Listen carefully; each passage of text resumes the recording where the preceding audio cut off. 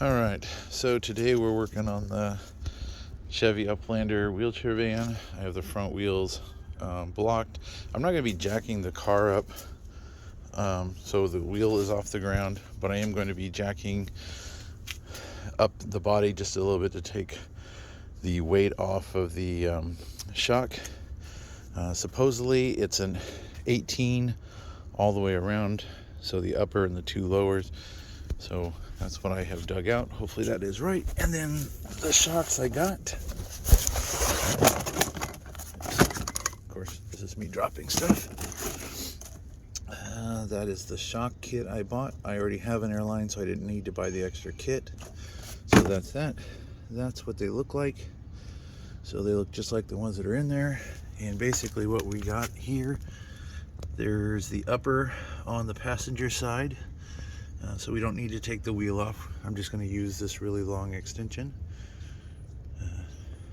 and reach in there and get it. And then the bottom I can just crawl under. So I'm not going to be jacking the car up off the ground, but I'm just going to get up here and put a little bit of support so it'll be easier to get those bolts out. All right, so let me get that set up and start getting these bolts out. Okay. So with my 10-inch and 6-inch extension, it brings my ratchet out to here. That is an 18, and as you can see, I don't even have the car off the ground. Just supported the weight of the van just so I can get those bolts out. All right, so I've got that loose. It just spins, so I'm gonna get the bottom bolt nut off and get that airline out of there.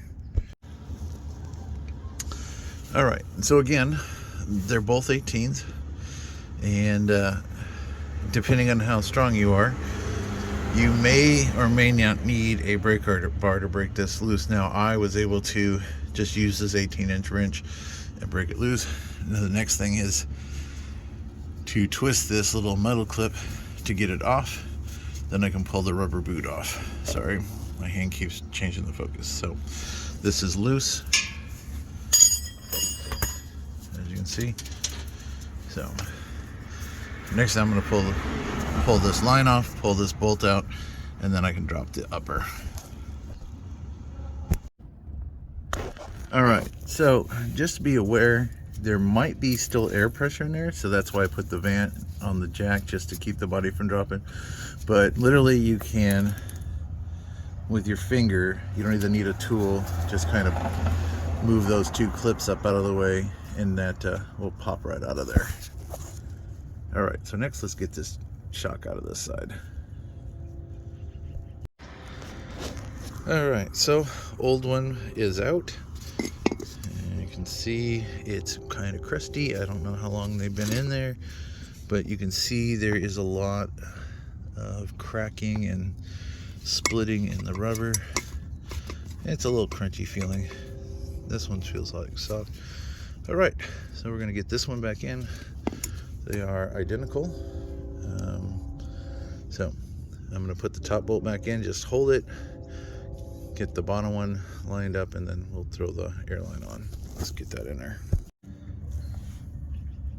All right, so airline's hooked up, away from the exhaust. Bottom bolt is in and tight. Now I just got to get up here and tighten the top one, and we can move on to the driver's side. All right, so same process on the driver's side.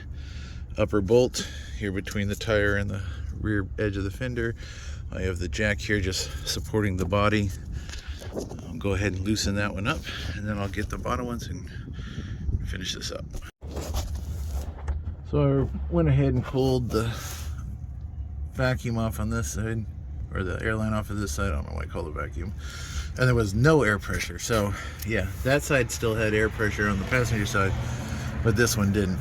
So definitely going to be the reason why we have that weird bouncy wobble in the back. So once we get rid of this crusty ass old shock, we will be in business. All right, so I just got to get these two this lower bolt out of here. All right, well, there's the old one. Got it out, took a second. There's a new one. We're gonna get that slid back up in here real quick. But other than that, you can see not too bad. It's a little harder getting the bottom bolt out on this one just because of the way it was in there. All right, let's get this back in there and go from there. All right, so bottom bolts are all tightened up on both sides. Top ones are tight. Air line is finally connected back in. So on my driver's side, because this is an adapted van, we have a different fuel tank that's a little lower because the floor has been cut. So this air line's a little bit of a trick to get connected back in with all this crud in the way. But I was able to get it back in, and I actually heard it make a nice little click when the little spring pieces went over the edge. So next thing we're gonna do is start the van up and see if we have any leaks. All right, just started the van.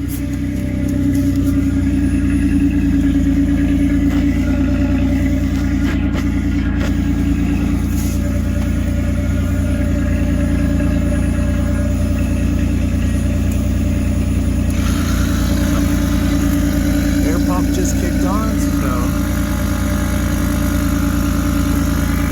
shock's going up.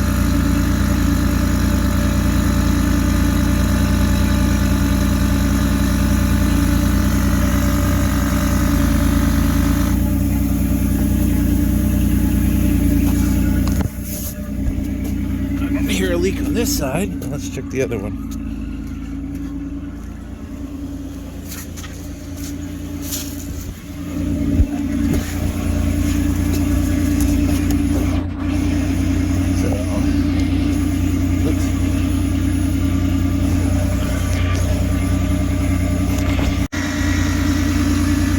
So on the driver or passenger side,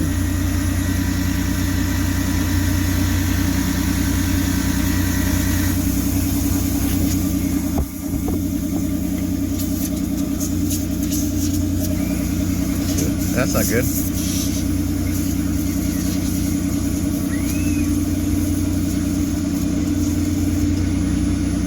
This shock has a leak in it. Right where my finger is on the back side. That's not cool.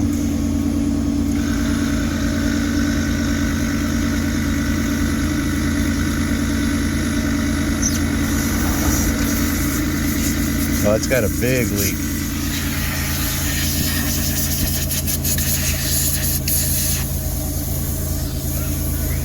That's not very good.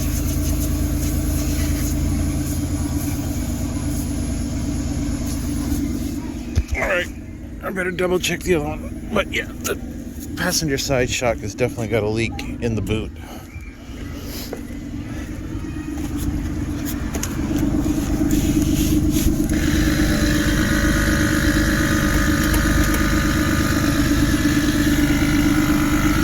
Alright, so driver's side seems fine, no leak.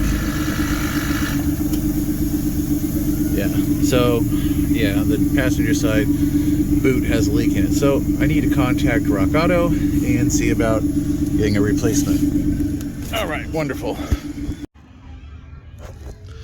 All right, so what I'm gonna do, since this shock on the passenger side is leaking, I'm gonna put this one back on. It was still good.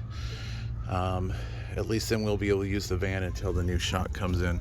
Because right now, I don't want to drive it and have this one blow out and then be in the same spot we were in already. So I'm going to go ahead and remove this new shock and put the old one back in.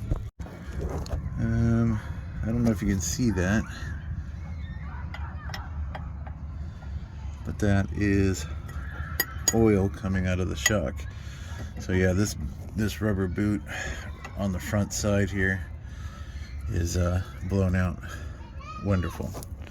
All right, so let's get this swap back so at least we can use it. I don't know why I keep bumping that, but right there is where it's leaking. Watch, you can see it bubble up.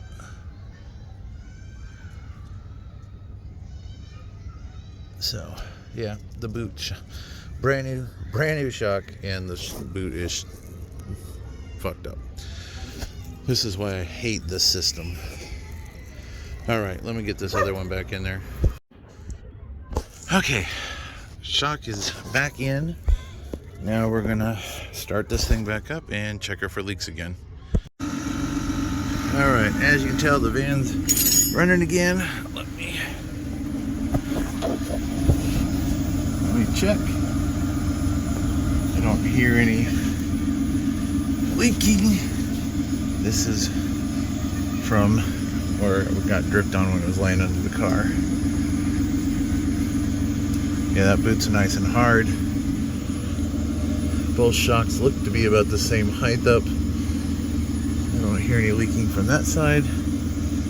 Pump's not continuously running now. All right, so I need to get on the phone to Rock Auto, get this other shock replaced real quick. It only took them 2 days to get me sent to me, and shouldn't be too big of a deal. All right, I think we are okay for now.